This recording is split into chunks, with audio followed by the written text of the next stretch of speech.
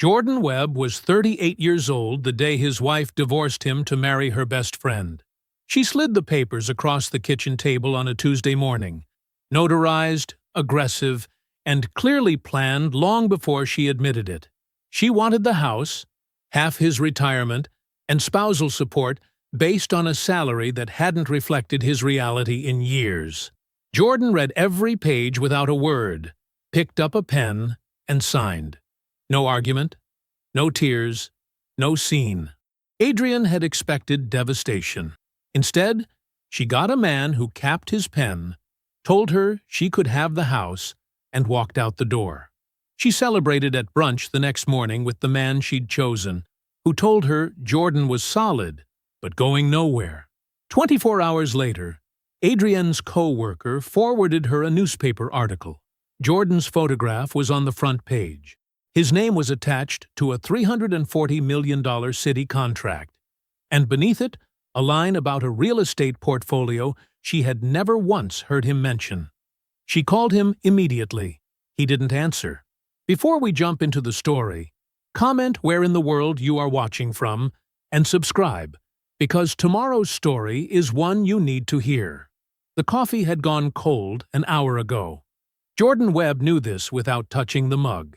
He had made it at 5:52 a.m., carried it to his desk, and set it down beside a stack of municipal blueprints that covered most of the surface. Then he had gotten to work. The coffee stopped mattering somewhere around the third set of drainage calculations, and now it sat at the edge of the desk, pale and forgotten, a small white ring forming beneath it on the wood. It was 6:47 a.m. The house was quiet. Not peaceful quiet. Not the soft, early morning quiet of a home at rest. This was a different kind of silence, the kind that had texture to it, that pressed against the walls. Jordan had lived in this house for 7 years, and he knew every sound it made. The creak of the second stair, the way the kitchen pipes knocked when the heat kicked on, the small, particular sound of Adrienne sleeping, a barely there rhythm, almost no sound at all, but present, real. He had not heard that sound in a long time. He turned back to the blueprints. The project spread across 3 overlapping sheets. A transit corridor, redesigned for the city's east side. A job that would have seemed impossible 5 years ago to the men who kept passing him over for it. He had been the one to see the flaw in the original proposal. He had been the one to draw the revised load distribution by hand on a legal pad and slide it across a conference table without raising his voice. 3 weeks later, his name was on the contract. His name was on a lot of things now. Quietly, without announcement. The office reflected that. 2 framed engineering certificates hung on the far wall, both slightly crooked. He kept meaning to fix that. On the shelf above the desk sat a row of project management books, their spines cracked and soft from actual use. Beside them, a handwritten letter from a city council member, thanking him for a stormwater project he had completed for a neighborhood that couldn't afford to pay him full rate. He had never framed it. He had just kept it. Below the blueprints, tucked beneath the corner of a project folder, was a single folded document, a partnership agreement, his firm's letterhead at the top, his name in the signature line at the bottom, with a blank space beside it. He had read it so many times he could recite the key terms in his sleep. He had been waiting for the right moment to tell Adrienne, to sit her down with a good bottle of wine and show her what the last 15 years of quiet work had been building toward. He looked at the blank signature line. Then he looked at the window. The sky outside was the dark gray of early morning, not yet decided about the day. He had been noticing things for a while now. He was the kind of man who noticed things and said nothing until he understood them fully. Not because he was afraid, but because he had learned, a long time ago, that reacting to a crack in the wall before you find the source of it only makes the damage worse. The perfume had changed about 4 months ago. A warmer scent, more intentional. She wore it on weekdays. On the weekends she spent at home, she sometimes didn't wear any. That pattern had registered once, then twice, then settled into a fact he filed away without labeling it. Her phone. She laughed at it sometimes, a real laugh, the quick kind that escapes before you can decide if you want to share it. Then she would look up and remember he was in the room, and the laugh would soften into something neutral, and she would put the phone face down on the counter. He noticed that too. And the weekends. 3 times in the past 2 months, she had mentioned her sister. Errands to run together, a birthday dinner, a spontaneous overnight. Jordan had nodded each time. He had also quietly recalled, each time, that Adrienne's nearest sister lived 4 states away and had not visited in almost 2 years. He did not say this out loud. An engineer does not react to a crack in the wall. He traces it. He follows it patiently, carefully, all the way down to the foundation. Then he understands what he is dealing with. That evening, Adrienne came home carrying her coat over her arm. She was distracted, her eyes somewhere else before she even got through the door, and she draped the coat over the back of the kitchen chair the way she always did when her mind was already on the next thing. She asked Jordan about dinner in the absent, pleasant way of someone performing a routine. He told her there was food in the oven. She smiled and went upstairs. He waited 10 minutes. The coat was still on the chair. Jordan crossed the kitchen and checked the inner pocket out of simple habit. She had a tendency to leave dry cleaning tickets and parking receipts in there, and he had become the one who cleared them out before laundry day. His fingers found a small slip of paper. He pulled it out. A boutique receipt. A men's watch. A brand he recognized. Not expensive enough to be absurd, but deliberate. Chosen. The date was 6 days ago. Her birthday was 3 months past. Their anniversary was 4 months away. There was no occasion Jordan could locate in any direction that explained the date on that receipt. He stood in the kitchen for a moment, holding it. Then he walked to his office. He set the receipt on the desk beside the folded partnership agreement and looked at both of them in the lamplight. 2 pieces of paper. 2 separate futures, laid out side by side without meaning to be. He did not feel what people might expect a man to feel in that moment. There was no fire in his chest, no immediate, lurching grief. What he felt was something quieter and more final. The specific sensation of a thing he had suspected becoming a thing he now knew. He sat down in his chair. Outside, the November wind moved through the oak tree in the front yard.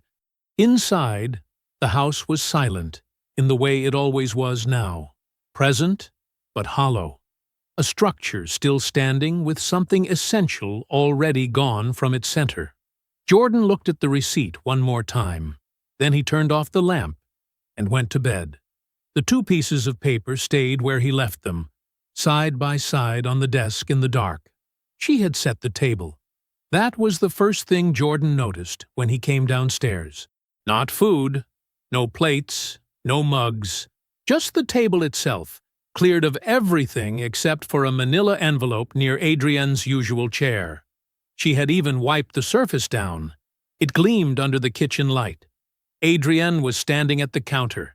She was dressed, not for work, just dressed, with care. Hair done, the warm perfume. She looked composed in the way of someone who had been practicing composure for longer than today. "Sit down with me," she said.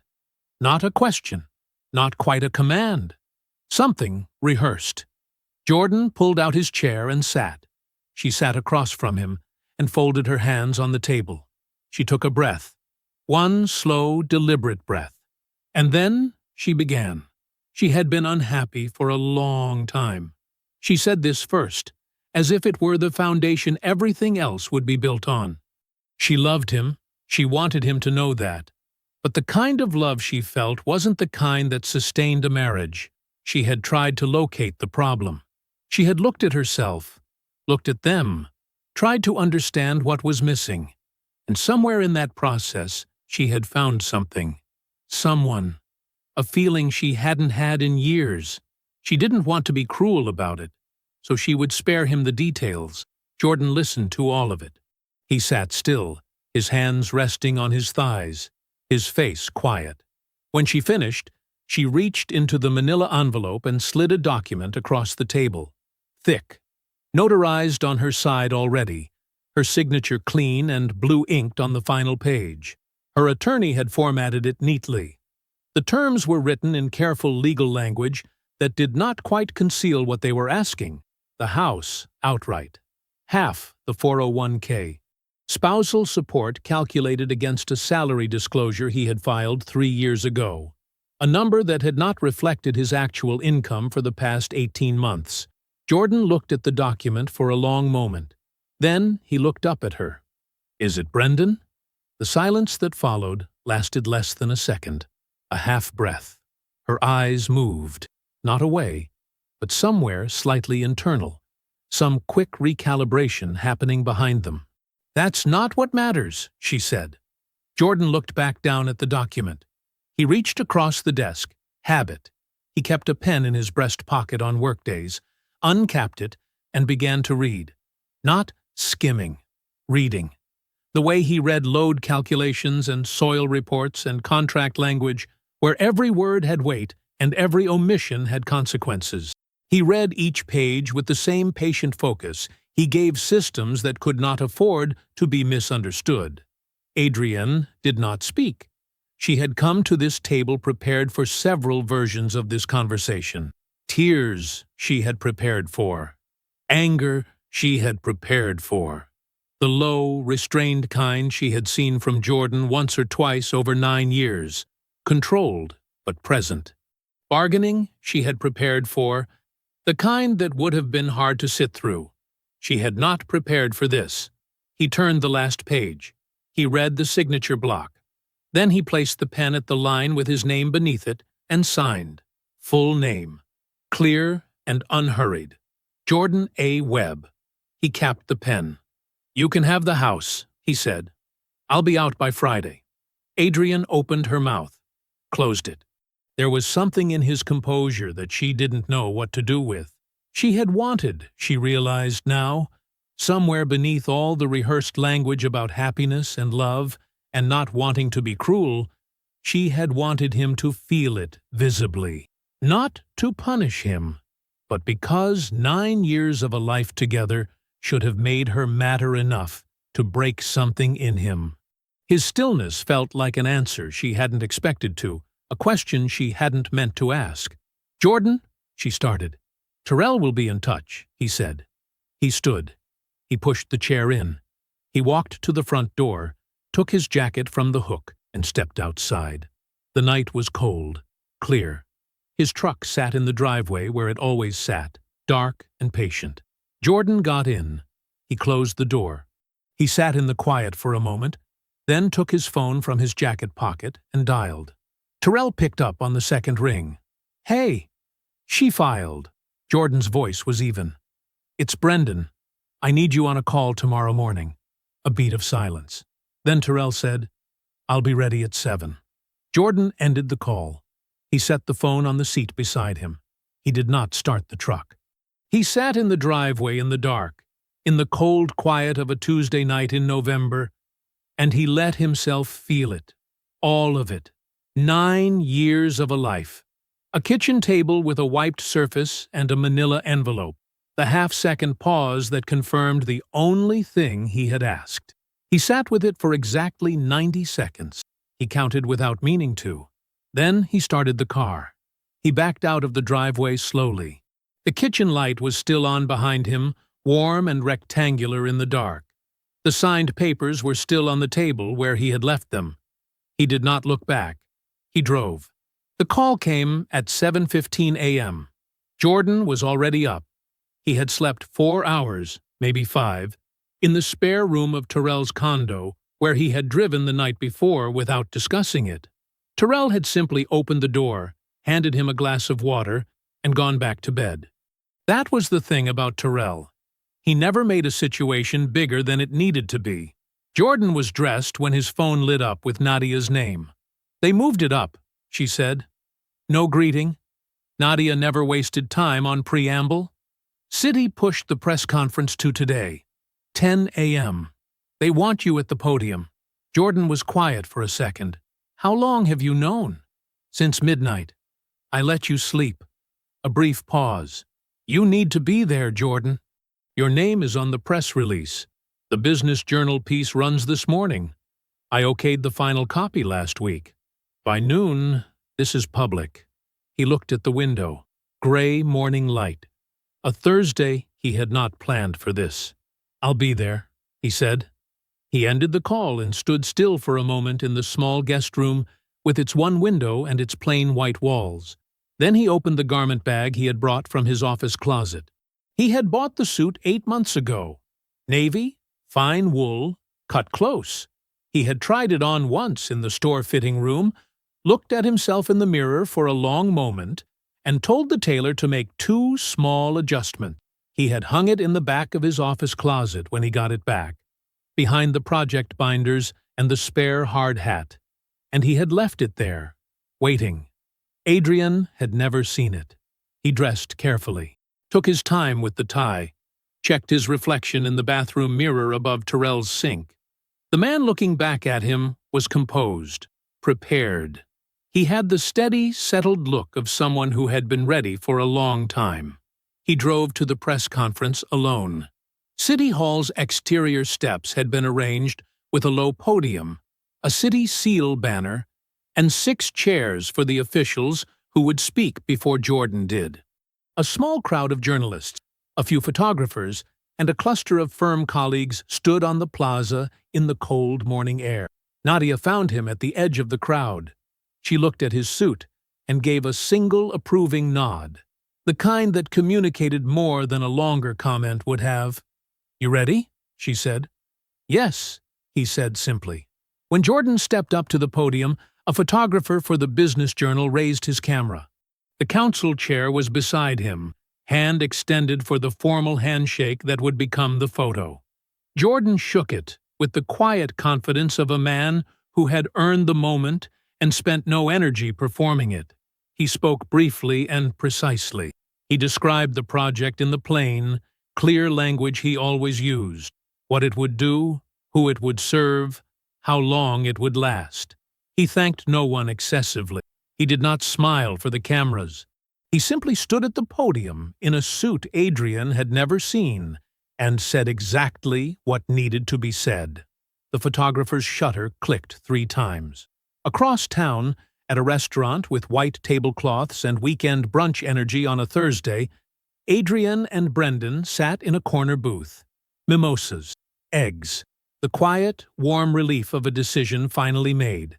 Brendan had his arm along the back of her seat. He was in good spirits, loose and generous the way he always was when things were going his way. He said all the right things, that she was brave, that she deserved more than she had settled for, that Jordan was a good man. He was always careful to say that, always careful to be gracious, but not the right man, not a visionary. A solid man, sure, a man who would always show up and always do his work, but going nowhere beyond his desk and his blueprints. Some men were built for maintenance, not for ascent. Adrienne laughed at something he said. She felt light. She felt like herself. Her phone buzzed on the table at 11:43 a.m. A forwarded email from her co-worker, Dana. The subject line read, "Isn't this your husband?" She opened it. It was a Business Journal article, and at the top of it was a photograph of Jordan. At a podium, city seal behind him, a council official's hand in his. He was wearing a suit she had never seen. His expression was composed and certain in a way that stopped her breath for just a moment, because it was a version of his face she recognized and had somehow, over years, forgotten to look at. She read the headline. She read the first paragraph. She kept reading. Project lead. Equity partner. Webb and Associates LLC. Substantial portfolio of local real estate assets accumulated over the past 6 years. She read it again. Then, a third time. Brendan was saying something. His voice reached her like sound through water. She set the phone face down on the table. "Excuse me," she said. Restroom. The restroom was single occupancy, small, and very quiet. She locked the door. She leaned back against the cool tile wall and looked down at her phone. She opened the article again. The photograph filled the top of the screen. Jordan at the podium. The suit. The council official. The city seal. Her thumb moved to his contact name. It rang once, twice, 3 times. 4. You've reached Jordan Webb. Leave a message. She stood in the locked restroom with the phone against her ear and the article open on the screen and said nothing. Through the wall, muffled and distant, she could hear the soft noise of the restaurant. Glasses, conversation, the ordinary sounds of a Thursday morning going on without her. Brendan was still at the table, still unbothered, still entirely unaware. She looked at Jordan's photograph and listened to the voicemail tone. The porch light was already on when Jordan pulled up. He had not called ahead. He never needed to. Claudette Webb had a particular sense about her son. Not mystical, not dramatic, just the specific attentiveness of a woman who had spent decades paying attention to one person with her whole heart. She knew when he was coming, the same way she knew when rain was coming. Something in the air shifted. He sat in the car for a moment. The house was small and brown brick. The same house he had grown up in. The same house she had refused to leave even after he offered to buy her something larger 3 years ago. She had looked at him like he'd suggested moving to another planet.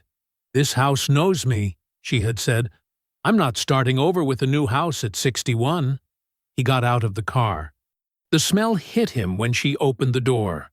Rice and slow-cooked chicken, and something with onions that had been going for hours.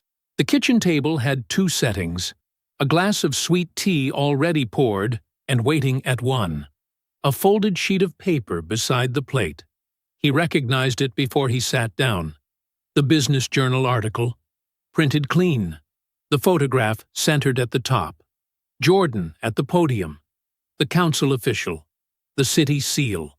She had printed it in color on the good paper she kept in the drawer beside the printer. She had ironed it flat. He sat down. She sat across from him and folded her hands around her own glass. "Eat first," she said. He ate first. The food was good. It was always good. He cleaned most of the plate before either of them spoke beyond the small, ordinary exchanges of a mother and son sharing a meal. "More tea?" "Yes, please." The kitchen was warm. The window above the sink had its curtain pulled against the dark. When his plate was mostly clear, Claudette set down her glass and looked at him directly. "I need to tell you something," she said, "and I need you to let me get to the end of it before you say anything." Jordan looked at her. He nodded once. She began. 14 months ago, she said. A Saturday afternoon. She had driven across town to pick up a prescription and decided to stop for lunch at a small restaurant near the pharmacy, a place she liked for their catfish and their quiet. She was seated near the window, and 10 minutes after she arrived, Adrian and Brendan walked in together and were seated across the room. Claudette had started to raise her hand, started to call out.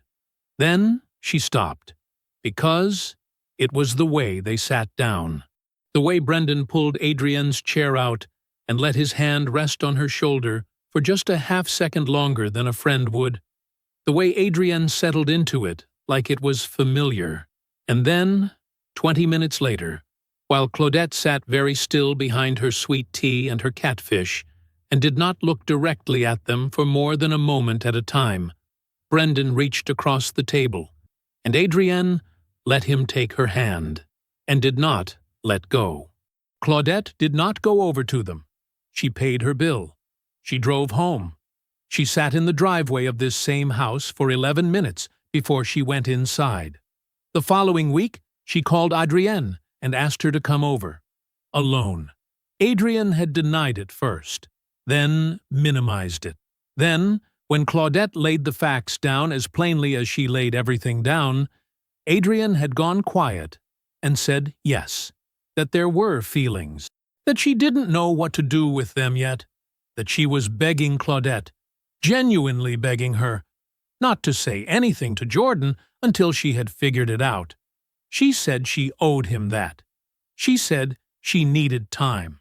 Claudette had looked at her for a long moment, and she had agreed not to protect Adrian.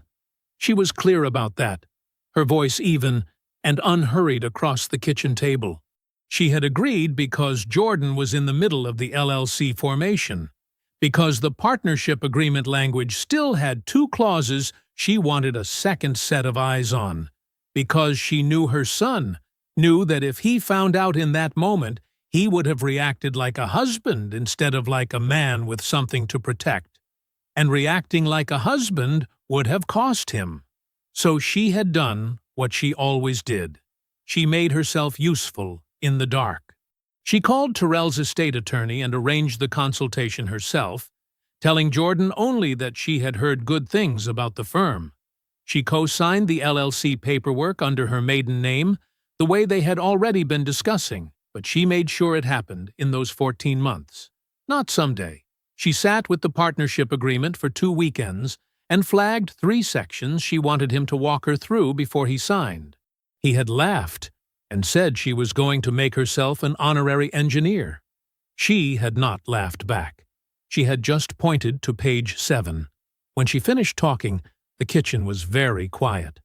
Jordan sat with his hands around his glass. He did not move for a moment. "You knew," he said, "for 14 months. Claudette looked at him steadily. "And in 14 months," she said, "did anything happen to you that you weren't ready for?" He had no answer for that.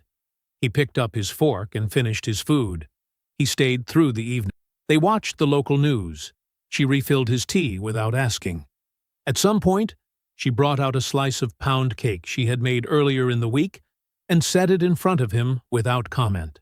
Near 9 o'clock, Jordan stood and put on his jacket. He picked up the printed article from the edge of the table and looked at it one more time. He set it back down. "Tomorrow I meet with Terrell," he said. Claudette nodded. That was all that needed to be said. Terrell's office was on the 14th floor of a building downtown that smelled like carpet cleaner and ambition. Jordan had been here before, twice for business referrals, once years ago to review a contract for a property purchase. The receptionist recognized him. She offered coffee. He accepted. Terrell was already at the conference table when Jordan walked in. The divorce filing was spread across the surface in organized sections, each one separated by a color-coded tab.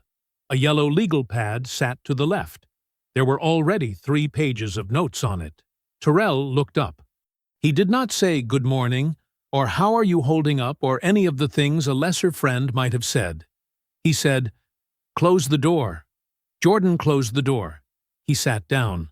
For the first 40 minutes, they worked through the filing methodically. Terrell walked him through each section, and Jordan read what he was directed to read. The language was aggressive in the specific way of someone who had consulted an attorney before asking for the divorce. Not Adrian's instinct, but her preparation. She had been counseled on this, probably for months. Jordan noted that. He said nothing about it. He kept reading. Then Terrell slid a single sheet across the table and tapped it once with 2 fingers. "This account," he said. Jordan looked at it. A savings account listed under the marital assets section. Adrienne's name only. Opened, according to the filing date, 18 months ago. Current balance, $47,212. She had listed it as a joint asset. Jordan read the account number. Read the balance again. Read the opening date. She opened it herself, he said. In her name alone, Terrell confirmed. No co-owner. No joint access. She's describing it as shared savings in the disclosure, which is either her attorney's creative writing or Adrian's. Pull the household statements, Jordan said. 2 years back. Terrell was already reaching for a second folder. 3 steps ahead of you. The household bank statements were printed in full, 26 months of them, stacked in chronological order. Terrell had already run a highlighter through the relevant lines. Jordan leaned forward. The pattern was there, unmistakable once you knew to look for it. transfers out, irregular amounts, never round numbers, never the same figure twice. $240 one month, $470 the next, sometimes twice in a single month, spaced 3 weeks apart, always under a threshold, always structured to look like ordinary household variants, groceries, utilities, incidental expenses. Nothing that would have flagged a second look from someone who trusted the person managing the accounts, which Jordan had, completely. He sat back in his chair and looked at the ceiling for a moment. 26 months of statements, 18 months of withdrawals that mapped, dollar by dollar, to the $47,000 sitting in an account Adrienne had opened alone. She had not woken up one morning and decided to leave. She had not been swept away by feelings she could not control. She had built a runway, measured, methodical, patient. She had sat across from him at the kitchen table, at the same kitchen table where she had slid the divorce papers 2 days ago, and she had been working on her exit the entire time. While Jordan was building his future, she was funding hers. He let that sit for exactly as long as it needed to. Then he looked at Terrell. What about Brendan? Terrell turned to a new section of the spread. So Brendan's involvement is documented in the filing. She references him by implication in the separation timeline, which opens the door to standard discovery on relevant third-party asset. He pulled 3 pages together. I started a preliminary financial profile last night. Jordan read, 3 properties, 2 of them underwater, worth less than the mortgages on them. The third carrying a refinance from 8 months ago at a rate that suggested urgency rather than strategy. Brendan's income was real but thin at the margins. His credit had 2 hard inquiries in the past 6 months. The car Jordan had seen him drive to parties, leased. The investment condo Brendan talked about over dinner as if he owned it, also leased, structured as a short-term rental with someone else's name on the deed. And then the last page. A filing from the civil court system. An arbitration notice. Brendan's former business partner, claiming misappropriated client funds from a transaction 22 months ago. The case had not yet gone to hearing. It was quiet for now. But it was not going away. Jordan set the pages down. The man Adrienne had decided was her future carried a negative net worth inside a performance of success. She had watched Jordan build something real for 9 years and missed it entirely. She had known Brendan for 12 years and apparently missed that too. File everything, Jordan said. His voice was even. Contest the asset disclosure. Counter the support calculation. Document the LLC assets as non-marital. All of it. Terrell was already writing. Done. Jordan left the building at 10:30. He sat in his truck for less than a minute, not grieving, not angry, just still, in the way of a man who has looked at a complete set of drawings and now fully understands the structure he is dealing with. Then he put the truck in gear. He had a site visit at 11. Phase 2, planning. The work did not stop. It never had. The call came on a Thursday afternoon. Jordan was at his desk reviewing load calculations for a drainage corridor when his phone buzzed. Terrell. He picked up on the second ring. You need to come in, Terrell said. No preamble. I found something. Jordan set down his pencil. Today? Today's better than tomorrow. He was at Terrell's office by 4 o'clock. The receptionist waved him straight through this time. Terrell was standing at the window when Jordan walked in, which was unusual. Terrell almost never stood. He was a man who thought better sitting down. He turned when Jordan entered. His expression was controlled, but only just. Sit down, he said. Jordan sat. Terrell picked up a printed document from the table and held it for a moment before setting it in front of Jordan. 3 pages. A text exchange, printed in the standard recovery format Jordan recognized from legal proceedings. Timestamps on the left margin. Contact names at the top. Brendan Osei. Recipient, Marcus W. Who's Marcus W? Jordan asked. Mutual friend. Runs in the same social circle. Nothing significant about him. He's just the person Brendan said this to.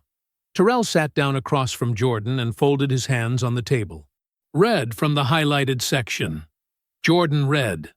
The first part was familiar in the way that confirmed things he already knew.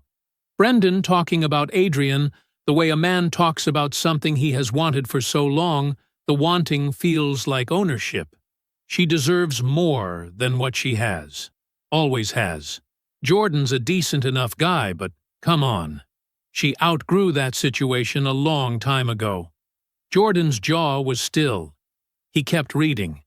The conversation moved through a few routine exchanges. Sports, a property listing, a complaint about a client.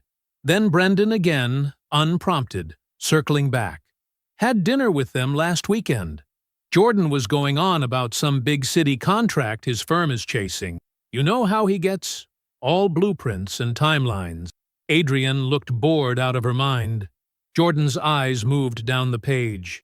When that contract pays out, she'll be set regardless. I'm just making sure I'm the one standing next to her when it does. He read that line twice. Then he set the pages down flat on the table with both hands and sat back in his chair. The room was quiet. He looked at the ceiling. Not long. Maybe 4 seconds.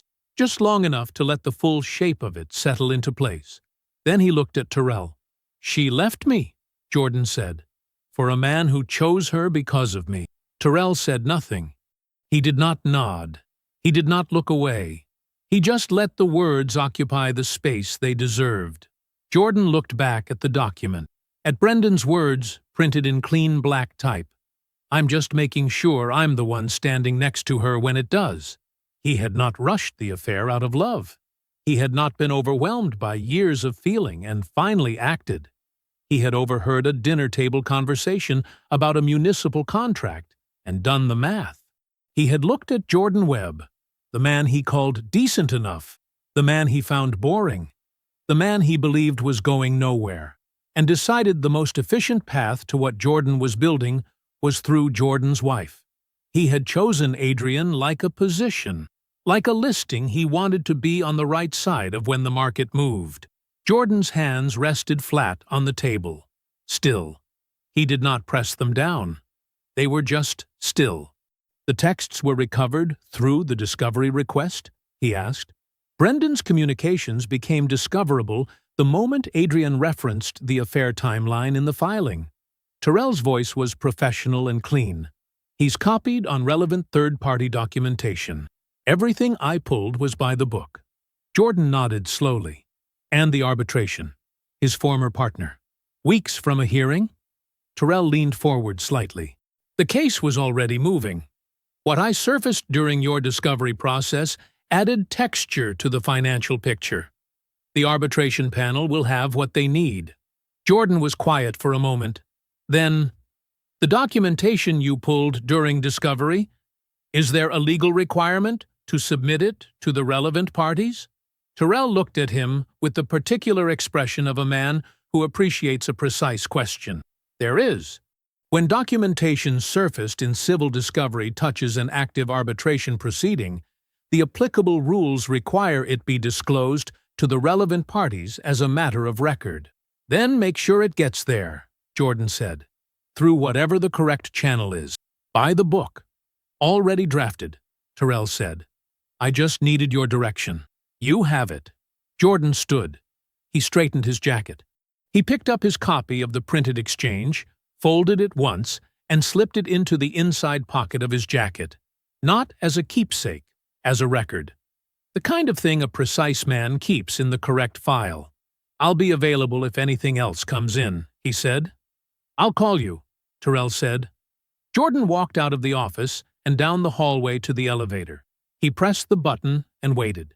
The elevator came. He stepped in. He was not late for anything. He was not rushing toward anything. He was simply a man who had seen the complete drawing and now understood every load-bearing wall. The text came on a Saturday morning. Jordan was on site at the drainage corridor, walking a gravel access path with a yellow hard hat under his arm, when his phone vibrated in his chest pocket. He pulled it out without breaking stride. Adrian, I think we should talk. in person. I'd like us to handle this like adults, maturely, with some dignity. Can we find a time this week? He read it once, kept walking. At the end of the access path, he stopped and looked out at the excavated trench running 40 yards through soft earth. The rebar framing already placed, precise and clean. He typed back, "The house. Wednesday at 3. Her reply came in under 2 minutes. "I was thinking somewhere more neutral." He put the phone back in his pocket and walked back to the work. That evening, he texted again. "The house. Wednesday at 3. Let me know if that doesn't work." She said it worked. He made 2 phone calls on Wednesday morning, before the site visit. Before coffee, almost. The first was to a man named Gerald Park, commercial developer, third-generation family firm, the kind of man who wore the same style of watch for 30 years because he had decided it was correct and saw no reason to revisit the question. Jordan had known Gerald for 11 years. They had worked adjacent to each other on 2 city projects, shared meals at 3 industry dinners, and spoken warmly without ever quite becoming friends. That was the specific relationship Gerald had with a lot of people. He was reliable. He was careful. He had referred 3 listings to Brendan Osei over the past 2 years. Jordan reached him on the first ring. "Gerald?" "Jordan Webb." "Jordan." Genuine warmth. "I saw the announcement. That infrastructure contract is something. Congratulations." "Thank you. I'm calling about something personal." Jordan kept his voice even. "I wanted to let you know that my personal circumstances have changed significantly. I'm going through a divorce." A pause. Careful. "I'm sorry to hear that. I appreciate it. What I want to be straightforward about is this. Brendan Osei and I have a personal conflict of interest that makes it impossible for me to speak to his character or his business practices going forward. I don't have anything specific to offer you beyond that. I just thought you should know, given our history, before you heard it some other way." Gerald was quiet for a moment. The careful kind of quiet, the kind that meant filing. "I understand," Gerald said. "I appreciate you telling me directly." "Of course." Jordan paused. "How's the Eastfield project coming?" They spoke for 4 more minutes about something unrelated. Then Jordan thanked him and ended the call. The second call was to a loan officer at a community bank. His name was Dennis Chu. He had expedited financing for 2 of Brendan's clients on the strength of Jordan's professional standing. Not a formal endorsement, never anything in writing, just the quiet gravity of a man whose name carries weight in a room. The conversation was shorter, almost identical in content. Dennis thanked Jordan for calling. His voice had a careful quality to it by the end, the sound of a man mentally reviewing open files. Jordan set his phone on the kitchen counter of the rental he was staying in and poured his coffee. He had not threatened anyone. He had not accused anyone of anything. He had simply let 2 men know that a foundation they were standing on had shifted, and let them draw their own conclusions, which they would. Men like Gerald Park and Dennis Chu did not stay careful for decades by ignoring information offered to them directly. He picked up his coffee and his folder and drove to the house. He arrived at 2:43. He let himself in with the key he had not yet returned, technically still his residence until the settlement was finalized, and stood for a moment in the front hallway. The house smelled the same. That was the strangest part. Paint and cedar, and something faintly floral that had been Adrian's choice, a candle or a diffuser, years of it soaked into the walls.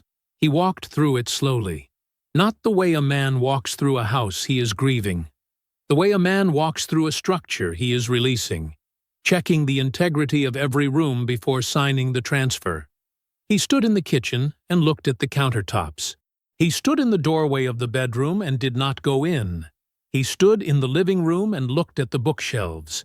His books were already gone, pulled out 2 weeks ago in 3 boxes, nothing left but the gaps. He was not looking for anything. He was closing something, going room to room the way you complete an inspection before you hand over the keys. He went back to the kitchen. He set the folder on the table. He sat down and waited. Adrienne arrived at 3:08. She came through the front door the way a person enters a place they are trying to claim neutral ground in. Keys in hand, posture upright, something careful and deliberate about every movement. She was dressed well. She had prepared for this. "Thank you for agreeing to this," she said. She set her bag on the counter. Her counter, her kitchen, that was the subtext, and turned to face him. "I really think if we approach this with some civility, we can find a way forward that's dignified. For both of us." She folded her hands. "I don't want this to be ugly, Jordan. I never wanted that. I think we can be amicable. I think we owe each other that much. Given everything." She said closure. She said maturity. She said she hoped they could honor what the years had meant with the kind of grace that— Jordan let her finish. He let the last word land and settle. He let the silence sit for exactly one beat after she stopped speaking. Then he opened the folder on the kitchen table. He did not slide it toward her dramatically. He simply opened it flat. The documents arranged in a clean sequence, the hidden account statements, the 18-month withdrawal timeline, the fraudulent asset disclosure, the arbitration filing against Brendan from his former business partner, and on top, the printed text exchange. Brendan's words in clean black type. He looked at Adrienne. "We can be amicable," Jordan said. "But we're going to be accurate first." Adrienne's eyes dropped to the folder. The house was very quiet. Adrienne stood across the table from him, her eyes moving over the first page. Jordan did not wait for her to ask. He started from the top. "This is a savings account opened in your name alone," he said. 18 months ago. $47,000. He pointed to the account statement, then to the page behind it. "These are the withdrawals from our shared household account over the same period. The amounts vary. Never the same number twice. Never large enough to trigger automatic review." Adrienne did not move. "The total moved out of household accounts and into your private account over those 18 months is consistent with what you reported as a joint marital asset in the filing." He turned to the next document. "Except it isn't joint. It was never joint. Your attorney filed a disclosure that described it as shared. It is not shared.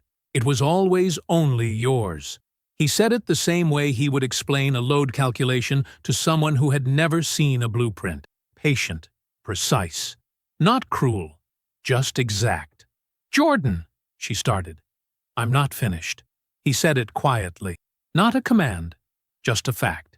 He moved to the next set of pages. Brendan's financial profile. He walked her through it the same way, property by property, liability by liability. The 3 listings underwater. The net worth figure on paper versus the actual number when the debt was accounted for. The leased car. The rented condo he described as his own.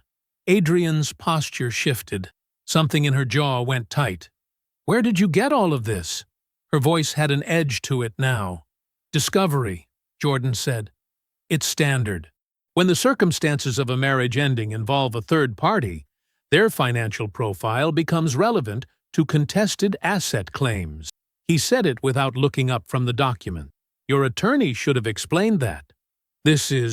You're doing this to hurt me." He looked at her then, directly.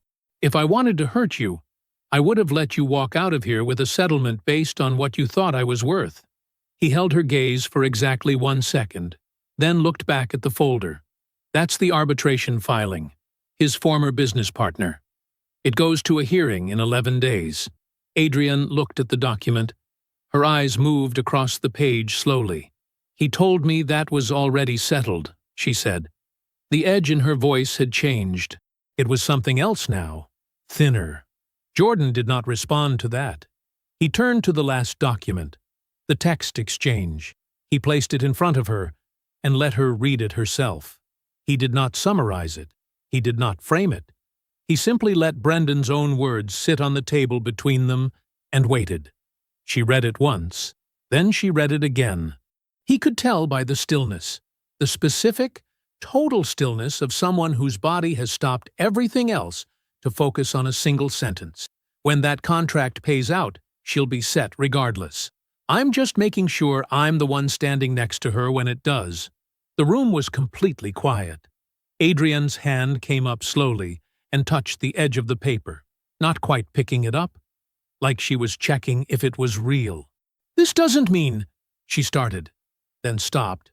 The sentence had nowhere to go. Jordan watched her. He did not fill the silence for her. Her eyes stayed on the page. A long moment passed. Something moved across her face. First the scramble of a person trying to find another explanation, then the slow, awful settling that happens when there is no other explanation left. Her mouth pressed into a tight line. Her chin moved slightly. She set the page down. She did not look at him. Jordan waited until she was still. Then he spoke. "I loved you, without needing anything back." His voice was low and even. "For 9 years, I built something real and kept it quiet, because I was waiting for the right time, and I wanted to give it to you whole." He looked at what I was building and decided the fastest way to it was through you. He paused, not for effect, just to let each thing he was saying be its own thing. "You spent 9 years overlooking what I was, and 9 days deciding he was worth more." Adrian's eyes finally moved up to his face. "I genuinely hope you find what you're looking for," Jordan said. He closed the folder. He picked it up off the table and tucked it under his arm. He pushed his chair back and stood. He walked through the kitchen without rushing, past the countertops she had picked out, past the shelf where his books used to be, down the front hallway that still smelled like cedar and something faintly floral. He pulled the front door shut behind him. He walked to his truck, got in, and started the engine. He pulled out of the driveway and onto the street and drove. He did not look back at the house. Not once. Not because he was performing anything, but because there was nothing behind him that still belonged to him. He drove. The first letter arrived on a Tuesday. Adrian recognized the law firm's name on the envelope before she even opened it. Terrell's firm. Clean letterhead, dense language, and a very clear message underneath all of it. The disclosure her attorney filed was fraudulent. It was documented, and the revised settlement terms would reflect that. She called her attorney that afternoon. The conversation was short and uncomfortable. By the end of it, she needed a new attorney. The second one was sharper, more expensive, and less optimistic. She sat across from him in a glass-walled office on a Friday morning while he reviewed the counter-filing. He flipped through the pages without much expression, which she had already learned was not a good sign. "The LLC assets are excluded," he said. "There's no pathway to those. They were established independently, held under a separate entity, and there is no documentation of joint contribution." He turned another page. "The 401k claim is going to be reduced significantly once contributions are audited against the period of the marriage. What about spousal support?" He looked up at her over the top of the page. "Not at the income figure your original filing cited. His current compensation is a matter of record now. The support calculation doesn't survive that comparison." Adrian sat with that for a moment. "So, what am I actually getting?" he told her. She drove home in silence. The house was hers. Jordan had walked out and not looked back, and the house was exactly as he had left it. Everything that was his already gone, as if he had quietly been removing himself for weeks before she ever asked him to. Which, she realized, he probably had. The mortgage payment came out on the 15th. She made it without difficulty the first month. The second month, she moved some things around. By the third month, she had called the bank to ask about refinancing options, something she had been putting off with the specific energy of a person avoiding a conversation they already know the outcome of. She did not see Brendan's collapse happening in real time. She only understood it in pieces, later, the way you understand something that happened in another room, from sounds and silences, and what people chose not to say directly. She heard from a mutual friend that the development deal Brendan had been circling for months had gone to another broker. She heard it mentioned lightly, as passing news, and she filed it away without comment. Then, a second deal, quietly rerouted. Then 2 of the junior agents who had been working loosely under his name accepted positions at larger firms in the same week. No announcement, no explanation, just gone. The arbitration ruling came on a Thursday. Brendan texted her that evening, just 3 words, "Not great news." She asked what happened. He called instead of texting back, which told her the answer before he said it. The arbitrator had ruled against him. The settlement figure he owed his former business partner was significant. She asked, how significant? He paused before answering.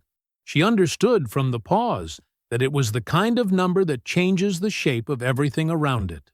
4 months after they sat at brunch and toasted with mimosas, and Brendan told her that Jordan was a solid man going nowhere, Brendan called on a Sunday evening. His voice was measured in the way of someone who has been rehearsing. He said he had been doing a lot of thinking, that everything had moved very fast, and he wasn't sure they had given themselves room to breathe, that he had a lot going on right now professionally, some things he needed to work through, and he thought they both deserved the space to figure out what they really wanted. Adrienne listened to the whole speech. She had heard versions of it before, from other people, in other contexts. She recognized the structure of it, the way it was built to sound like care while saying almost nothing true. When he finished, she was quiet for a moment. "Did Jordan do this?" she asked. There was a pause on the other end, brief but present. "Jordan didn't do anything," Brendan said. She heard it. The specific, careful way he said it. Not no, but a statement designed to be technically accurate and say as little as possible. She had been married to a precise man for 9 years. She knew what precision in language sounded like. She knew what it meant when someone chose their words that carefully. She said, okay. She said she appreciated his honesty. She said they could talk more when things settled down. She hung up and set the phone on the kitchen counter. She did not call him back. Not that night. Not the following week. Not after that. 6 weeks later, she was sitting at the kitchen table. The same table where Jordan had placed the folder. The same table where she had signed papers that felt like freedom and turned out to be something else entirely. With a mortgage broker on the phone. He had been kind about it, in the way that professionals are kind when the news is bad and the outcome is already determined. He had walked her through the numbers. The rate adjustment built into the original loan. The refinancing threshold. What she qualified for on her salary alone. The line went quiet. Adrienne looked at the kitchen counter, at the house around her, at the life she had demanded. "So what are my options?" she said. 6 months later, the yard was done. Jordan had worked it himself, weekend by weekend, starting from the bare dirt and the overgrown edges he'd found when he first got the keys. He'd dug out the dead roots by hand, laid the pavers himself, one at a time, checking the level after each one. The grass came in slow. It always did. But by late spring it was even and thick and exactly the way he wanted it. The corner unit had good bones. That was the first thing he noticed when he walked through it, back when it was still just a property in his portfolio. One address on a list. Good bones, good light, and a yard that needed somebody willing to be patient with it. He had been driving past this neighborhood on Sunday mornings for years. Just driving. Sometimes he thought someday. He hadn't known then that someday was already paid for. Claudette came twice a week. Tuesdays and Thursdays, always with food. Always despite the fact that Jordan had told her, consistently and without ambiguity, that she did not need to bring food. She brought food anyway. He always ate it. She would sit at his kitchen table while he finished whatever he was reviewing. Site drawings, contract language, municipal correspondence, and she would drink her tea and read her devotional and not require anything from him except his presence. It was the most restful kind of company, the kind that doesn't ask you to perform. On Tuesday evenings, she sometimes stayed past 9. Those were the good nights. Terrell and his wife, Keisha, came on Sundays. The poker game started in the late afternoon with whoever could make it. Sometimes 4 people, sometimes 8, and it never ended when it was supposed to. By 10 o'clock, there was always an argument about basketball, loud and entirely fake serious, and by 11 everyone had agreed they were leaving. And by midnight, they were still there, louder than before. No one in any hurry to go anywhere. Jordan's house had become the kind of place people stayed in without planning to. He hadn't designed it that way. It just happened, the way good things do when you stop building for approval and start building for truth. 2 additional municipalities had reached out following Phase 1 of the infrastructure project. Both conversations opened with Jordan at the table as an equity principal, not an employee presenting a proposal, not a contractor being evaluated, a principal, a man with standing from the first word. He sat across from city officials who addressed him by name and cited his work by detail, and he felt, for the first time in his professional life, exactly the size he had always been. No smaller. No performance required. Nadia had said, after the second meeting, "You know what's funny? These rooms used to make me nervous. Now they make me think of you, because you walk in and the room just adjusts." Jordan had smiled at that. He understood what she meant. He had not always been able to afford to walk into rooms as himself. Now he could. The cost of that was 9 years and 1 kitchen table and a folder full of documents he hoped he never had to open again. Petra had been with him for 3 months. He found her through a university placement office, top of her graduating class, 6 months of silence from firms that should have been calling, a resume that was better than half the senior engineers Jordan had worked alongside in 15 years. He called her himself. She answered on the second ring, and he could hear in her voice that she had been waiting for something to ring for a long time. She was sharp, sharper than she knew yet. That was the part he recognized most, the ability she hadn't fully located in herself because no one had given her the conditions to locate it. He didn't tell her what to think. He gave her problems worth thinking about, and then got out of the way. She reminded him of his own hunger at 24. That focused, almost desperate clarity of a person who knows exactly what they are capable of and simply needs someone to confirm the room is real. He confirmed the room was real. She was already exceptional. In a year, she would know it. On a Wednesday morning in October, Jordan stopped for gas on the way to a site visit. It was cold and clear, the good kind of fall morning. He pulled into the station, got out, and started the pump. 2 pumps over, a car pulled in. He recognized the car after a second, older than what Brendan used to drive, a different color. And then he looked up, and there was Brendan, stepping out, a man who looked like he had been managing something heavy for a long time and had gotten accustomed to the weight without getting comfortable with it. Their eyes met. Brendan's face moved through recognition first, then something softer and less comfortable. His mouth opened slightly, the beginning of something, a greeting, an explanation, some version of words he had probably been rearranging for months. Jordan nodded once, the kind of nod you give someone from a chapter that is fully closed. Not cold, not warm, simply accurate. He replaced the nozzle. He got into his truck. He pulled out of the station and drove to his site visit.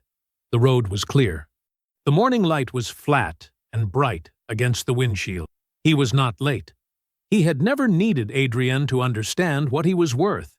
He just needed her gone long enough to let the world find out. I hope you enjoyed that one. Be sure to like the video and subscribe so you don't miss the next story. I've picked out 2 more for you that I think you'll really like.